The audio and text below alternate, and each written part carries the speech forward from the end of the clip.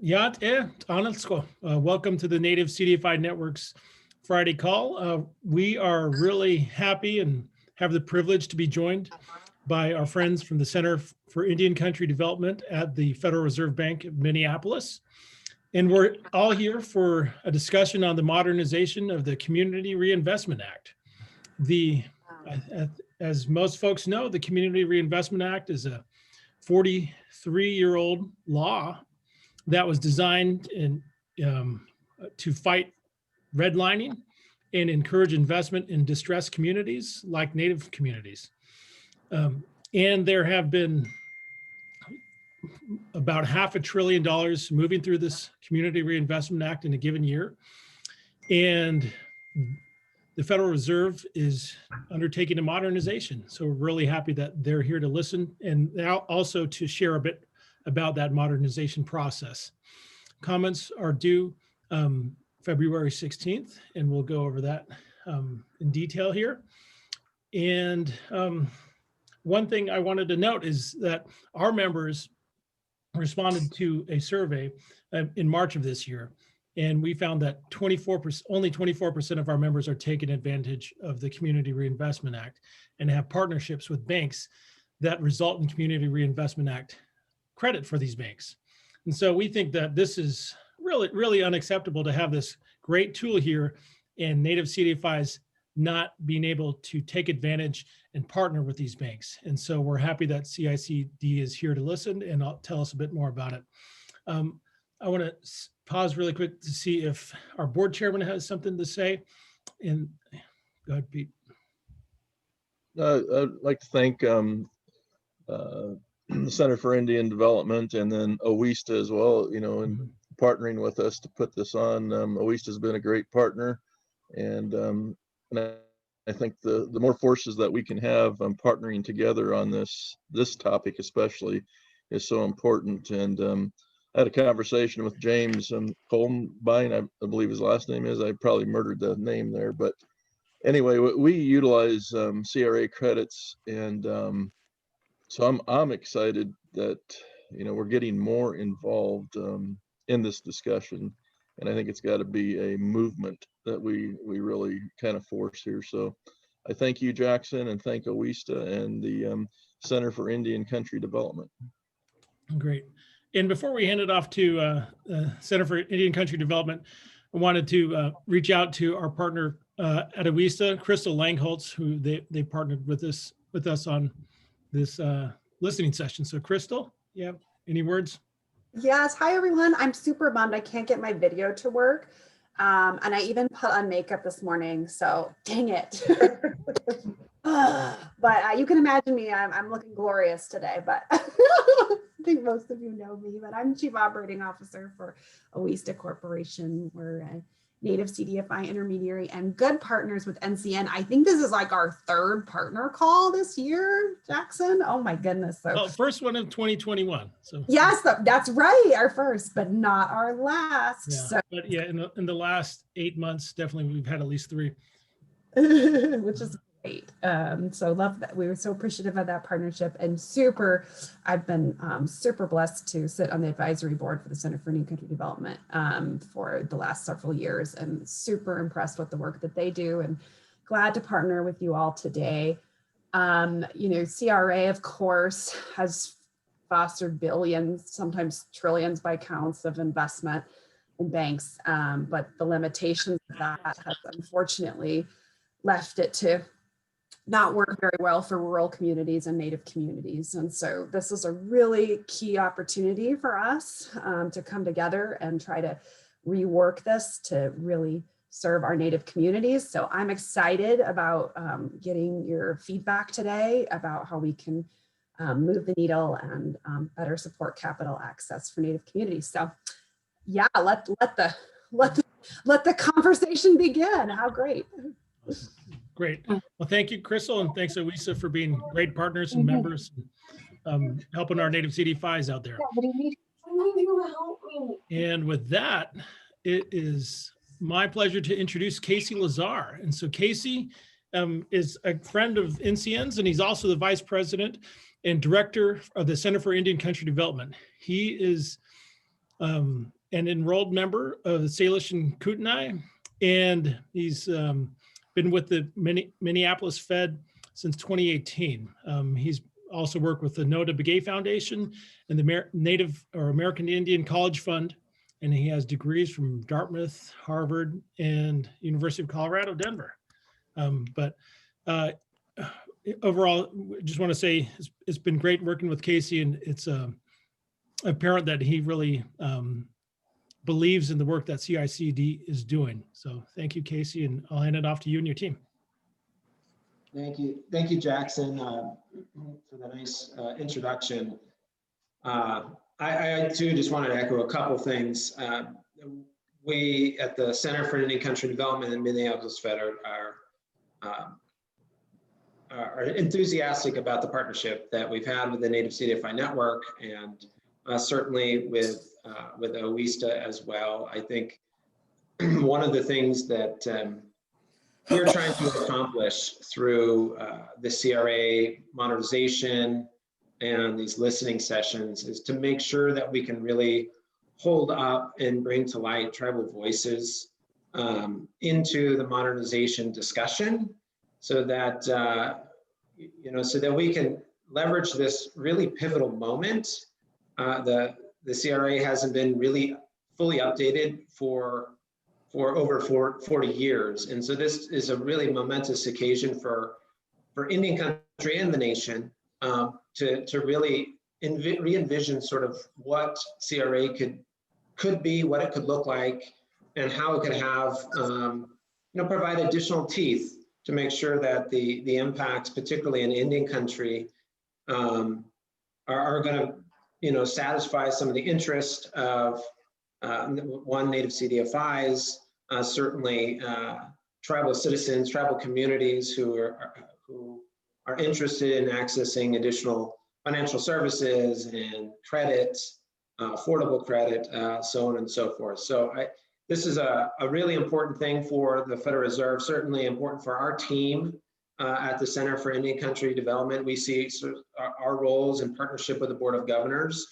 of creating the space for tribal leaders around the country to be able to share their experiences in financing, their experiences with accessing financial services, so that we can take that feedback back to the table as we kind of go through the process from the ANPR to the notice of the proposed rule to eventual inaction of a modernized rule. So your voices are incredibly important to the center. So thank you for giving us the opportunity to dive in today with more of a nuanced discussion. I know, Jackson, back in October, my colleague Joseph Furshine from the Board of Governors, he and I joined for our discussion right when the ANPR came out for CRA.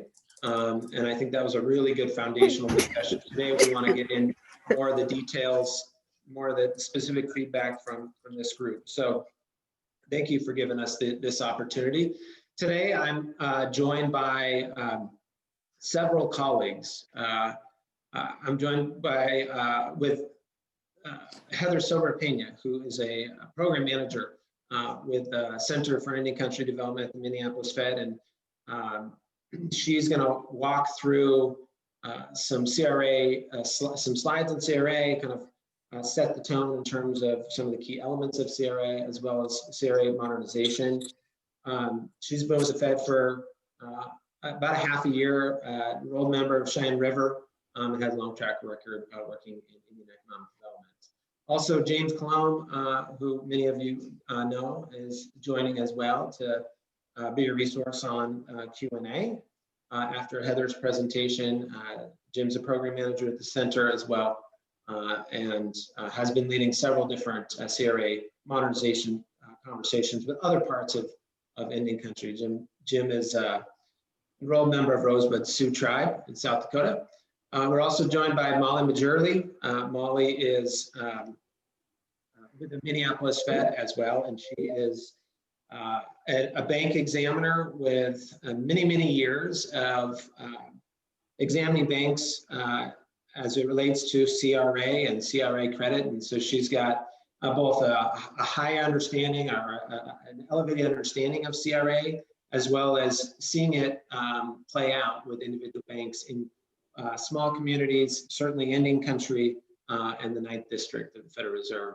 And then I think we have another colleague, Michael Grover, on, who's an assistant vice president and has been with Minneapolis Fed for a long time. And he's working directly with the Board of Governors in a capacity as we, the Fed, move forward CRA modernization. So I'm happy to be joined by several very, very bright individuals who've got Indian country in their hearts. So we really look forward to today's discussion. And I think with that, I can turn it over to Heather to begin to walk us through some of the core elements of CRA. Thanks, Casey, and thank you everyone who's joining us today on the call. And I want to give a special thanks to Jackson and Crystal for really embracing this opportunity for us to have a listening session that's being co-hosted by NCN and OWISTA. You know, the way this works is by expanding the field and gathering partners. And so really, you know, the point of today's session is to have a targeted CRA ANPR session that's dedicated to gathering comments, feedback, and questions from you. As Casey mentioned, my name is Heather Sobor-Pena, and I am an enrolled member of the Cheyenne River Sioux tribe in South Dakota, and I'm a member of the Gray Bear and Lafferty families, in case anybody wants to know that. I'm also a descendant of the Glenn family of the Osalika Crow Nation in Montana. So today we're going to start with an overview of today's presentation. First, I'm going to provide some introductory context for the purpose of this listening session and tell you what CRA is. And just a note on the formal ex parte communication process for this listening session. We will prepare and publicly disclose a high-level summary of today's meeting, including a list of participants, to ensure that we have a complete and transparent rulemaking process. We're going to cover what CRA is and 3 key questions about the proposed modernization that's relevant to your work as native CDFIs. And we're going to finish with a session of questions, comments, and feedback from you. And finally, I want to note that we'll also have some information at the very end of my slideshow that will tell you how and where you can submit written comments in case you don't have an opportunity to speak or pose questions or comments today, and those can be posed on the Fed Reserve Board website by February 16th. So why are we here today? We're here to hear your thoughts and questions about CRA modernization and to talk to you about the advance notice of proposed rulemaking, or what I'm going to refer to as the ANPR from here on out. And if you've attended earlier sessions, as it sounds like many of you have, you may have heard that while the 12 Federal Reserve banks are working to gather ANPR feedback from their geographic districts, the Center for Indian Country Development is working specifically with the Board of Governors to gather national feedback across Indian country. And as I mentioned, the ANPR period runs through February 16th, and we have a roster of national and stakeholder listening sessions to gather public comment. The feedback we're gathering now will inform the next phase of the administrative rulemaking process, called the Notice of Proposed Rulemaking, or NPR. So we have a ways to go in this process, but we want to gather feedback early and often.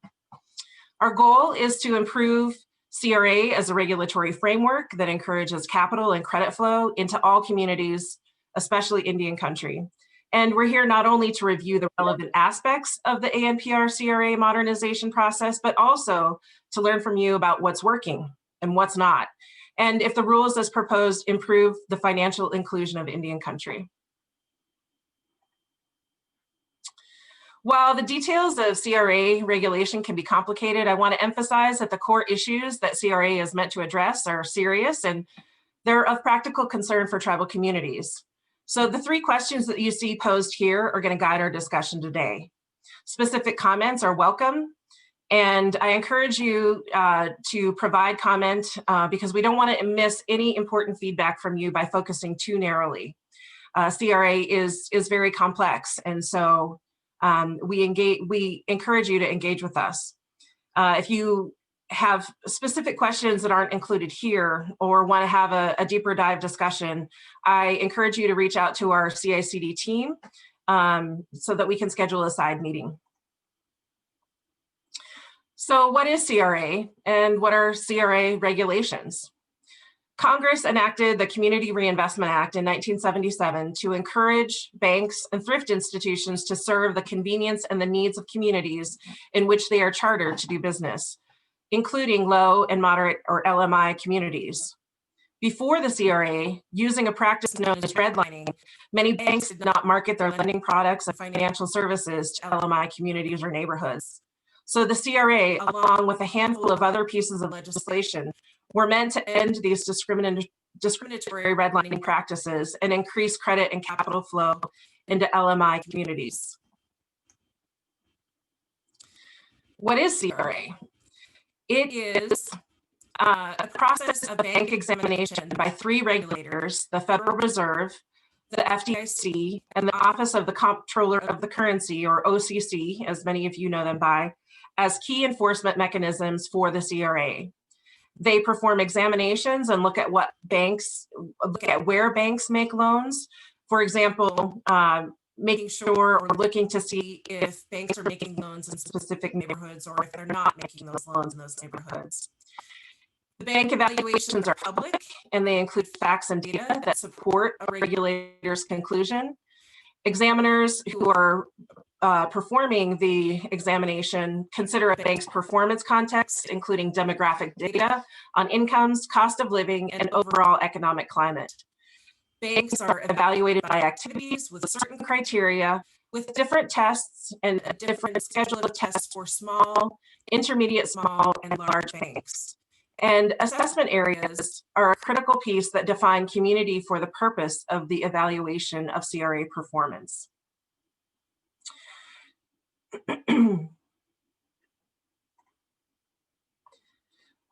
So while we recognize that the pandemic has had tremendous strain on tribal communities and economies, we also recognize that modern tribal economic conditions are hundreds of years in the making, and that capital and credit needs have existed well before COVID-19. Access to financial institutions means access to a range of investments and services, including ATM and bank branch access for tribal members, as well as larger loans for major tribal infrastructure projects. Tribal nations face additional infrastructure challenges, including water systems, transportation, and the need for broadband internet. So now I'm going to transition to CRA modernization and how the Fed will update the CRA regulations to strengthen the framework and provide better services to the communities CRA legislation was meant to protect and benefit.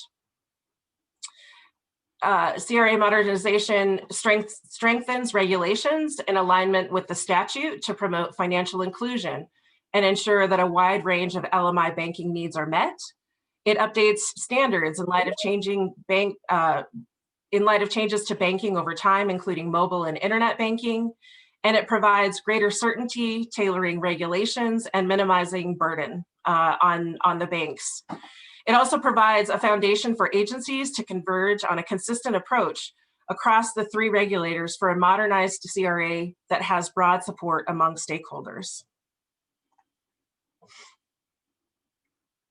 So, getting into our questions. What credit and financial inclusion challenges can CRA help Native CDFIs address? We've heard from you that these are some of the challenges that Native CDFIs are facing. The community development relationships and investments with and from larger banks, infrastructure challenges that I mentioned earlier, being outside of qualifying geographies and assessment areas under current CRA provisions.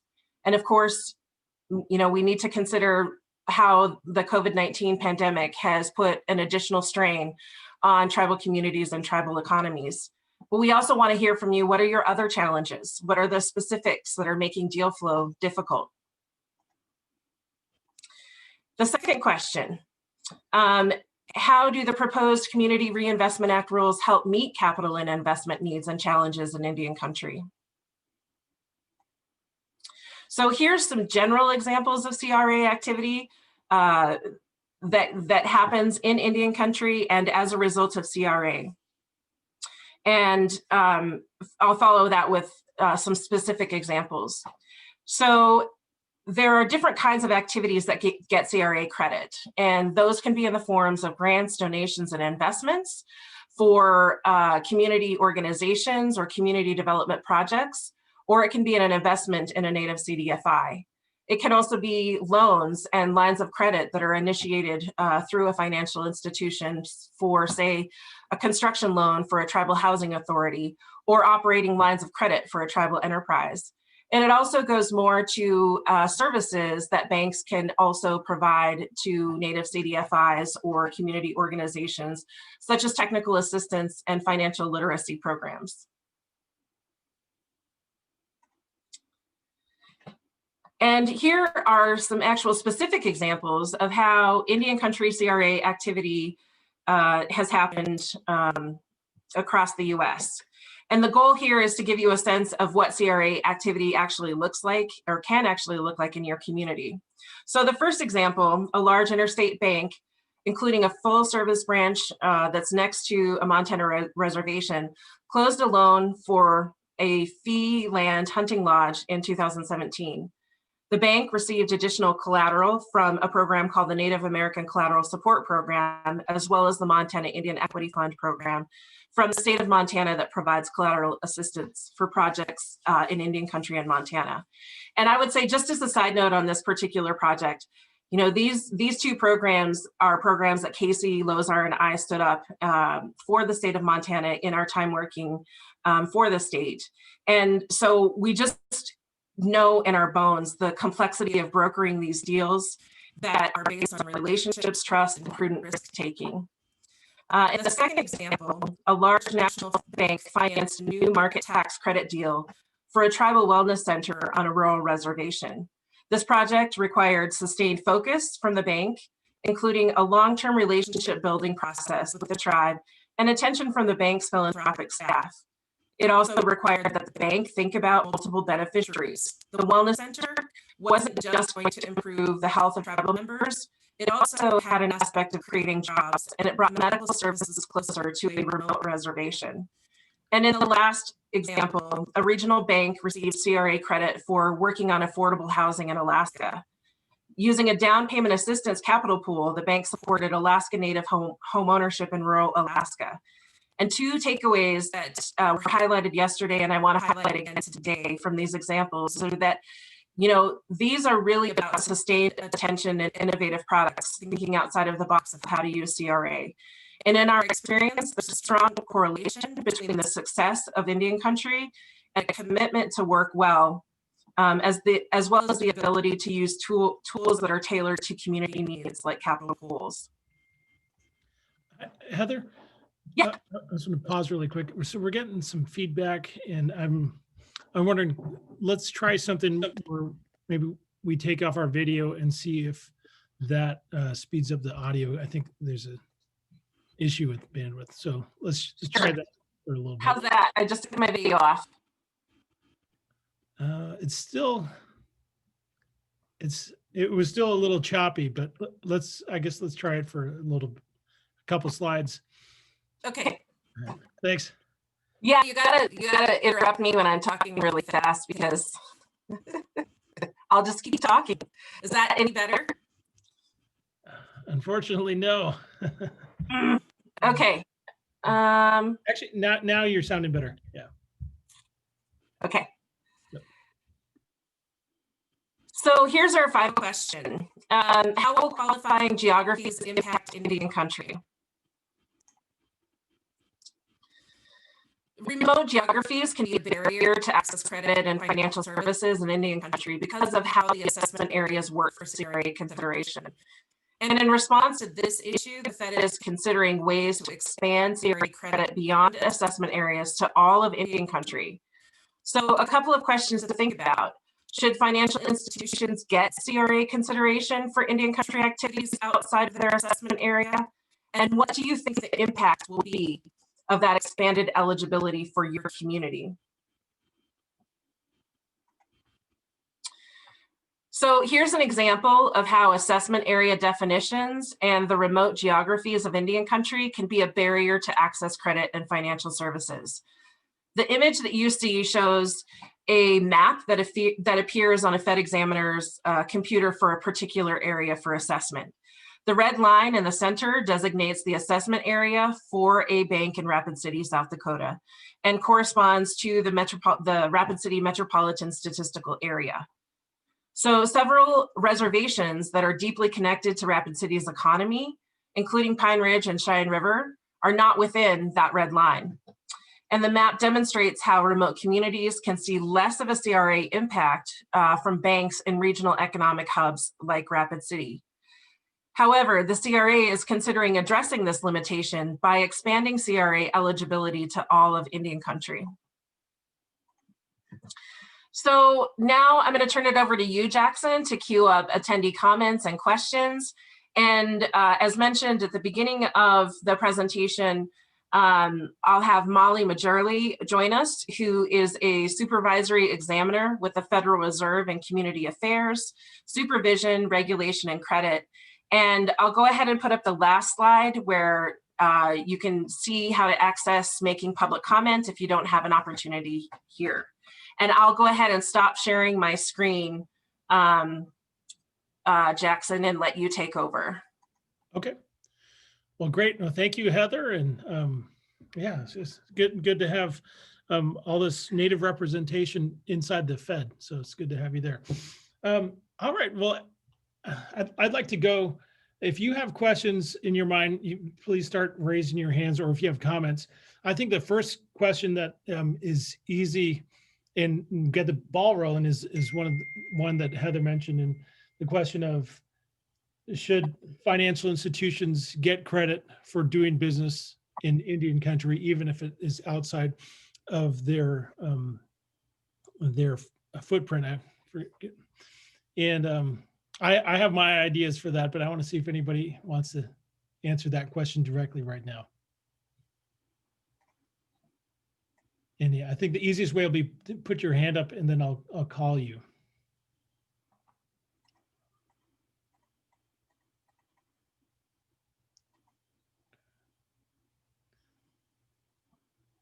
Okay, well, I don't see any hands up right now, Heather, but in previous, previously the Native CDFI Network submitted comments on modernization to the Office of Comptroller of Currency last year.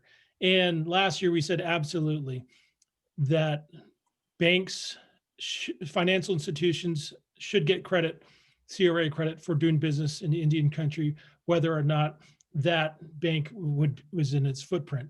And that goes back to the issue of really the entire reason that Native CDFIs are around is Native communities are underbanked and they lack access to capital.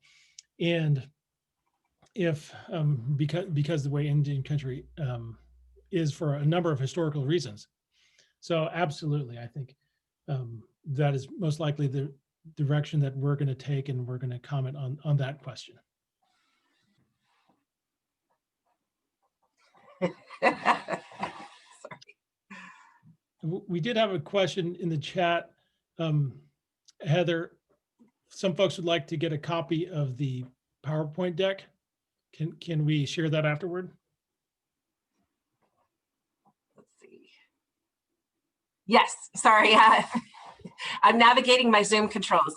I think that yes, we can share a version of the slide deck. Actually, I'm gonna let Molly Majorly answer that question. I think that I can share a clean version of my slide deck without my notes. Okay, a PDF version. Okay. Yep. Yeah, we can share a clean version without the notes. We'll send it. Okay, and it's not Marley. No. Okay, I don't know. I don't know if he's a distant relation or not, but we pronounce it Majorly. Okay. Yeah, I grew up in Arizona and watched a lot of basketball, so Dan Marley was the Thunder Dan. Yeah, yeah. I need to dig deeper into my Ancestry account to see if he's a relation. All right, great. So I have a comment and then, as I mentioned earlier, $500 billion runs through the CRA program, and banks get $500 billion of CRA credit in a given year. So $500 billion. And as I noted, only 24% of our members have indicated that they have a bank partnership that results in CRA credit for the bank. So that, to me, that means that for 43 years, the system has not worked for groups like native CDFIs.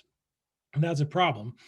And earlier, I think was mentioned that we need to put some teeth into this modernization.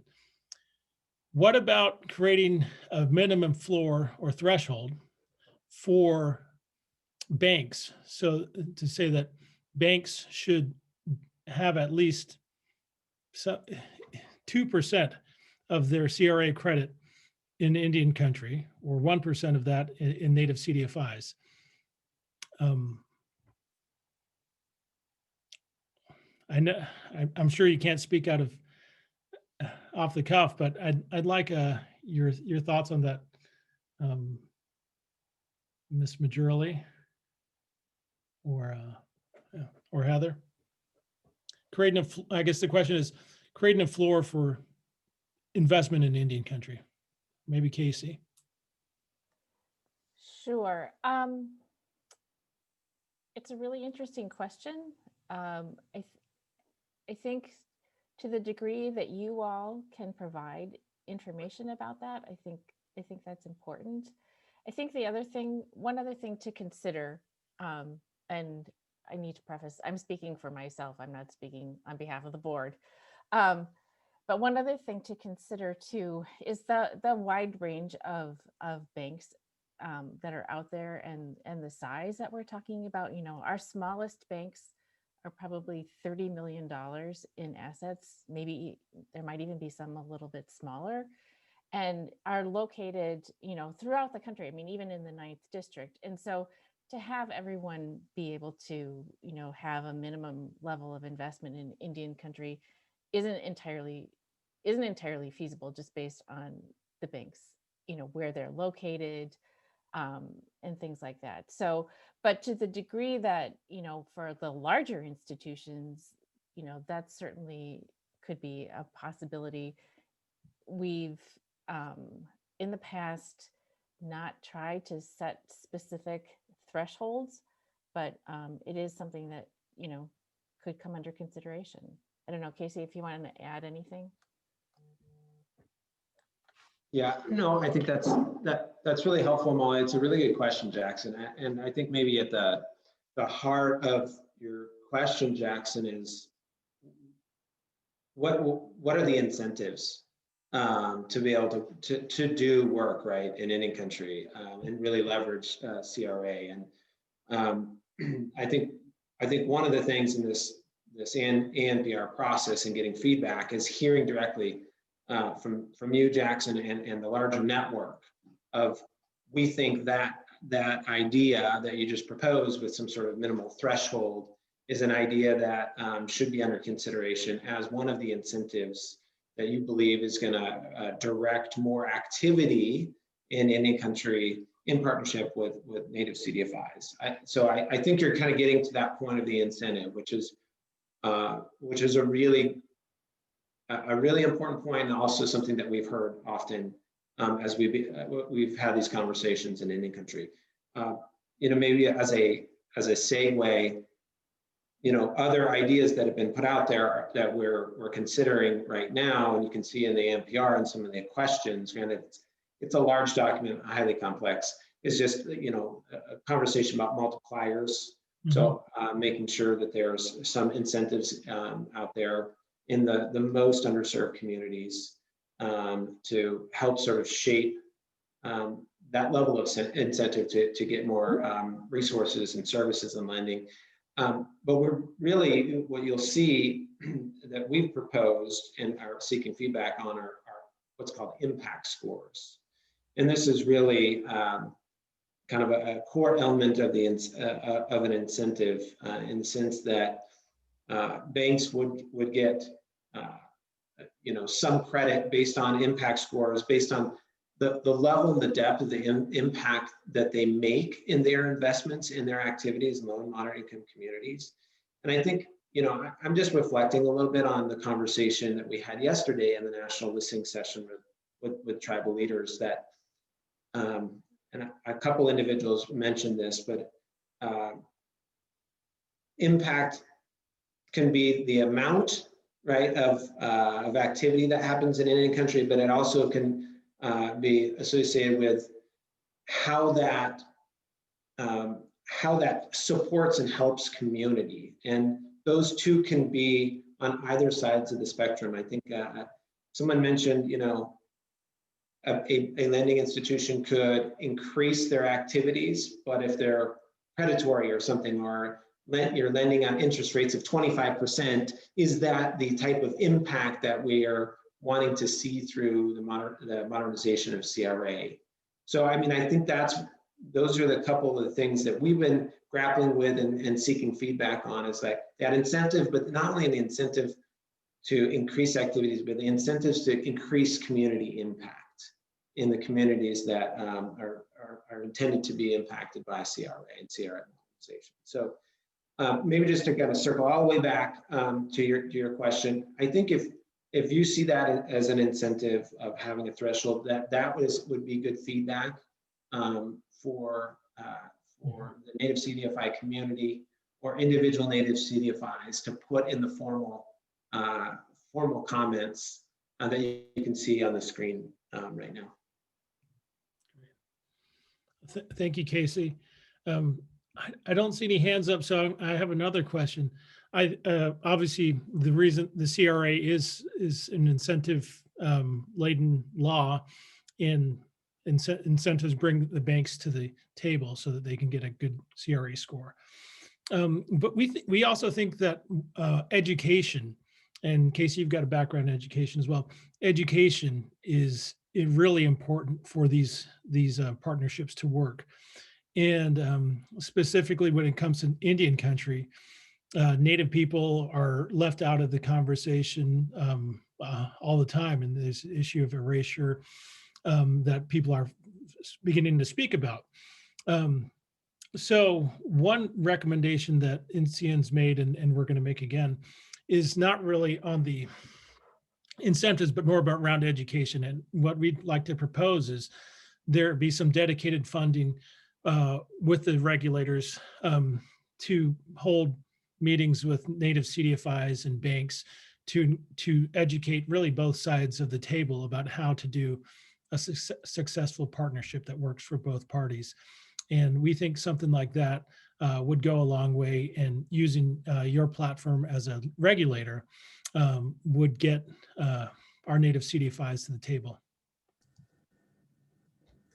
I think what Jackson has shared is really key. In some cases, we've worked with banks or partners that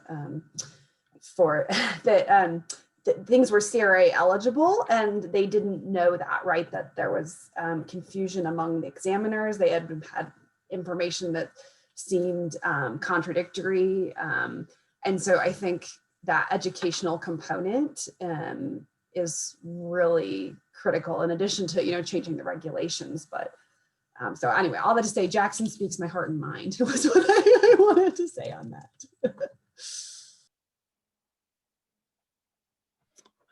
Thanks. Jackson, if I could just mention something, certainly that feedback on the sort of post-regulation education is something that we've heard quite a bit from Indian country on, certainly as a top priority. So that's really helpful for us, and that it certainly aligns with kind of the thrust of the work and our priorities with the Center for Indian Country Development. I'd also just wanted to mention, I think Tani Brunch is on, and Tani is has a specific role in the Federal Reserve. She serves on the Community Advisory Council for the Board of Governors of the Federal Reserve. And I think certainly the education, not only from Indian country to the Federal Reserve, but from the Federal Reserve to Indian country, we just have a great partner in Tani to really help us ensure that there is education and there are some of those avenues to relationship building that are really needed around lending. So great opportunity there, and we're certainly excited that Tani's in a leadership role on the council now. Yeah, us too. And Tani's also the regional representative for NCN's policy committee for the Great Plains. So good to have her involved and leading. I'm going to drop the link in for the comments. So just for our members, NCN is going to work with our policy committee and our board to develop comments, and we want your input, but we also encourage our members to comment individually as well. And we'll share a draft beforehand if people want to, I guess, echo our comments. But we want to make sure that we encourage everybody to comment. It's a public open for, I guess, public comment.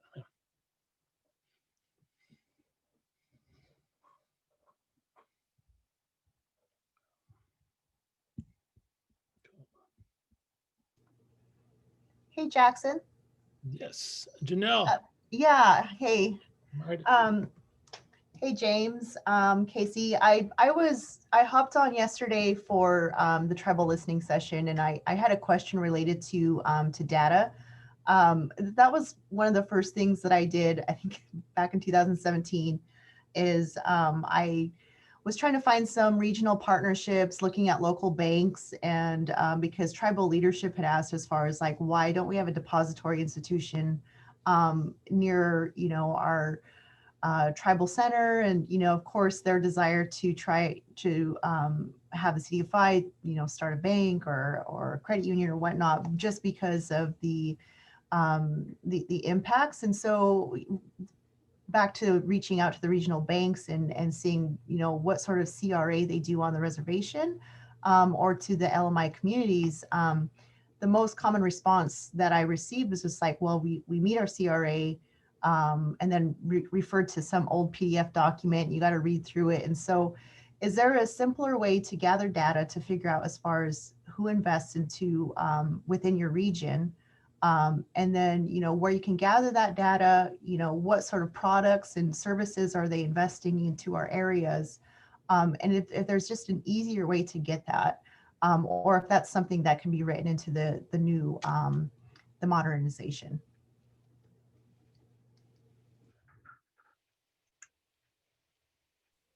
So it's not an easy process, unfortunately, at this point in time, but that is one of the things that we are looking at, and is that that's included in the ANPR, is having a database of services and investments and then also having a list of some of those activities, so that banks going forward can see what's been approved, what's allowed, because there's always been some question,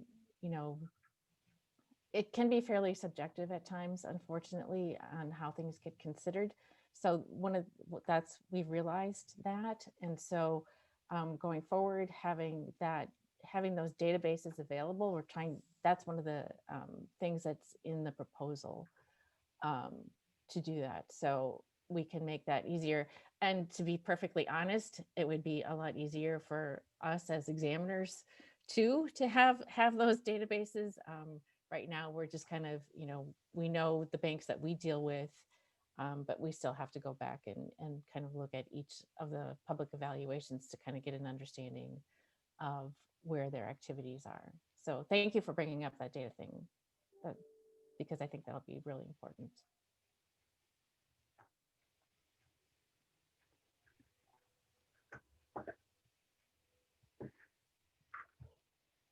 Thanks, Janelle. And for record keeping, I've forgotten, are members supposed to say their name and who they're with, I think. Jackson, this is Heather. No, I think if you just send us a list of the attendees, we're not attributing specific comments to individuals. So it's going to be a high level summary of the comments that were made. So yeah, just a list of the attendees from you, and then we will summarize comments. So thank you for asking that. Great. Thanks, Heather. I'm not seeing any hands up, but if you have questions, just jump right in.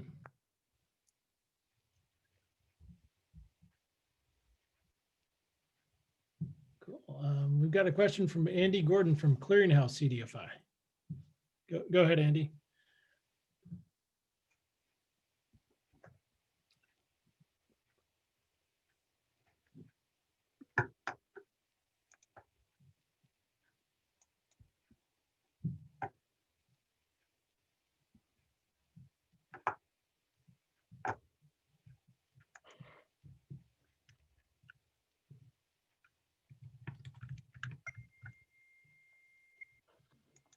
Having a little trouble there.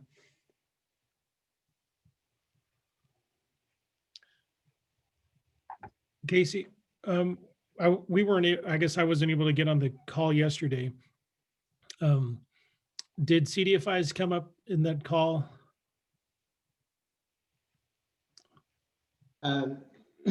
That's a good question, Jackson. We did have a couple native CDFIs that posed some questions and made some comments. And I think one of the things that was sort of underscored in several of the comments from tribal leaders was just the need for several things we've already talked about, the need for the building of relationships and the understanding with lending institutions of some of the complexities of lending and financial services in Indian country, and there's a mutual opportunity to educate each other around CRA, and the idea that you brought up, Jackson, around the post-reg regulation was brought up as well from NCI. So I think there's certainly some themes that we're hearing on this call that we heard yesterday and in previous listening sessions, which is really helpful, particularly that Janelle's question. I know she posed it yesterday and she posed it again today, but it's a question that's been posed outside Indian country, and certainly it was posed in a listening session we have with the National Congress of American Indians in November. So there are definitely some things that are really bubbling to the surface here around sort of just transparency and relationship building in any country. Cool. Thanks, Casey. Let's go to Joel Smith from Native American Bank out in Colorado. Thanks very much. So I may have missed this or may have gone without saying, but we talk about credit for lending in Indian country. Is that as long as you are an LMI in Indian country, that it provides credit? If a given reservation has whatever demographics that doesn't put it in an LMI category, do you still get credit for lending in that geographic area?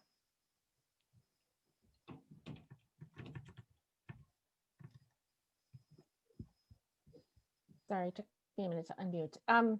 That's a really good question. And I believe that with the focus on trying to look at areas of need, that I think we'll look to see if it is an Indian country. I believe that that is one area that they're looking at. We would want to, there may be, that may be too where the impact scores might come into play going forward if those are implemented. So if it's not necessarily in an LMI tract, but it is an Indian country, there may, how that might work, interesting to see. But I think we have defined Indian country as an area of need and an underbanked. So we'll have to see how it all plays out in the end. But I wouldn't say that at this point anything's been ruled out. So that if there is investment in Indian country, then that could be considered, regardless of whether it's an LMI tract or not. Okay. I hope that helps. Thank you. And yeah, it would be really great to get your feedback on that and provide comments that, it's not just an LMI tract that would need activity, Right. I mean, investments or there's, loans Right. or things like that. yeah, there's a lot of the same access to capital barriers exist on reservations, even if, some of the income stats are sometimes swayed by proximity to, a metro area or something that, Right.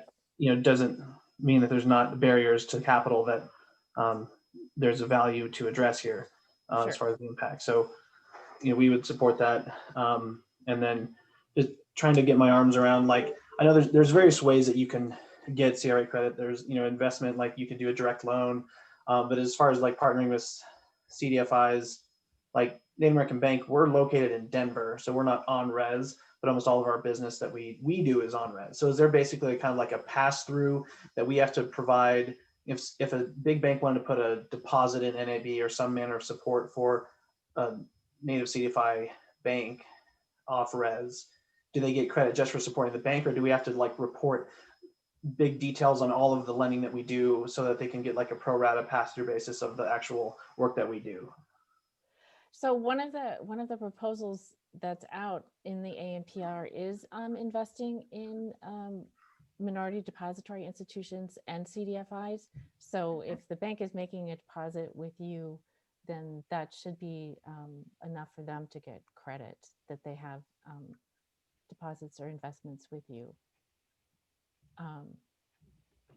Yeah. Would that be true for like other forms of partnership, like loan participation purchases or something? Yes, definitely. Yes. Yeah, and that's true now too, actually. But that's one of the things that is also part of the proposal is making sure that because what we're trying to do is for the things that are outside a bank's particular assessment area. So you're located in Denver, but you have a wider network, and so if they're investing in those projects with your institution, that they'll get credit for that because it's an Indian country. Thank you. Sure. Good question, Joel. And previously, NCN submitted comments saying that we want credit for investment in all of Indian country and with individual Indians as well. The OCC's version of their rules, they took those, and so there's precedent for credit being given for investment in Indian country without looking at the LMI numbers. And we'd like to see that again. Cool. I'm not going to raise my hand. Can I raise it this way, Jackson? Okay. Good afternoon. First of all, I want to just say thank you, Jackson and NCN and CICD and OWISTA. Good to see everybody. And I'm super happy to hear a pretty consistent theme and the types of comments. I've been on several of these listening sessions, and then of course in our conversations on the Community Advisory Council with the Federal Reserve Board of Governors, very consistent. And I think that's important that we're lifting up a consistent message. I do think I wanted to point out one thing. I guess I love the idea, Janelle, of a map showing where the investments are being made. Hold the banks accountable that way. Who are they coming from? What's the dollar amount of investment and what types of investment are they? I appreciate the fact that we're considering, the training and the education piece, honestly, but that's not going to help if someone like Lakota Funds, like a native CDFI, doesn't have the loan capital to deploy. So what I would hope that those are also in some way, and maybe that is part of the proposal, going to be weighted, because there's no way that I want to see, availability of that education piece should not equal investment, is the way I feel about it anyway. And then I also want to address the Native American Bank, the fact that it shouldn't matter I wouldn't think where your, the physical location of your institution is located. If you're serving a low income population, Native American low income population, LMI, then I would hope that they're going to consider that. Not as much as where your actual physical location is located. I know Native American Bank has partnered with different institutions serving Pine Ridge, whether it's participation or not. And so I would hope to God that that would be considered, as that bank receiving CRA credit for it. So anyway, happy to hear the good comments, and thank you again for posting. Thank you, Tawny. Always good to have your voice in the conversation. Awesome. We got one more question from Andy Gordon, Clearinghouse CDFI. Oh, thank you, Jackson. We are not a native CDFI. However, we're very supportive of this market. In our last new market tax credit application, we committed 30% to Indian country, and we got that award the end of last year. And by the end of last year, in December, we closed 2 deals, the Unicom Aleutian deal in Alaska and Pueblo Laguna deals. And so our commitment was to do at least 20 million. We ended up doing 30 million so far in Indian country. I had a couple points on new market tax credits. One was, could there be some type of an incentive for banks to essentially advance more equity into native new market tax credit deals? Because ultimately equity is needed in deals, but the banks essentially calculate them, I think, uniformly on what it means to their tax bottom line. But maybe is there some type of a incentive on the CRA side to price it differently and more attractive to the tribes? If that might be a possibility by getting some type of a multiplier, if you will. I believe the Federal Reserve may be looking at the same multiplier that the OCC has looked at to invest in Indian country, but in particular, I would say equity in Indian country, because a lot of the native CDFIs are not that large, and somehow banks are providing debt or lines of credit, but equity, patient capital is really important, and in larger sums, not where they're having to seek contributions annually from the same sources, but to actually have a meaningful amount invested in the native CDFI to build capacity. That's really what it's needed. And my last point, which applies to all of CRA, I've been doing this for a while, is I believe CRA mostly looks in the rear view mirror. What I mean, we look at the last census or American Community Survey, but when something urgent happens or something is changing quickly, the banks are not, it's more risky. And we really would like to see more on the creative and innovative side to induce banks to go someplace, and in fact, something could fail. Because typically banks do things that don't fail. And to really push the envelope and make a difference, I think banks should be investing a portion of their investments in deals that have high potential, that could have home runs. But to do that, that means some things do need to fail. And I think the incentive could be to be more proactive about being reactive for the bank. How do you respond to that? We've seen that happen with hurricanes and things like that, but how do we do it in opioid, for example, or other things like that might be happening in communities, or drought or things like that? Those are just my thoughts of giving more weight to banks being very responsive to the immediacy and getting recognition for that. That's all. I said a little more than I thought I was going to say, but thank you. Thanks, Andy. And I'll hand it over to Casey, and then I think we're going to have to wrap it up. No, I just wanted to say I appreciate your comments, Andy, and I do think a part of the ANPR process is that we're asking questions on in the proposal is trying to shore up some transparency and certainty around qualifying activities.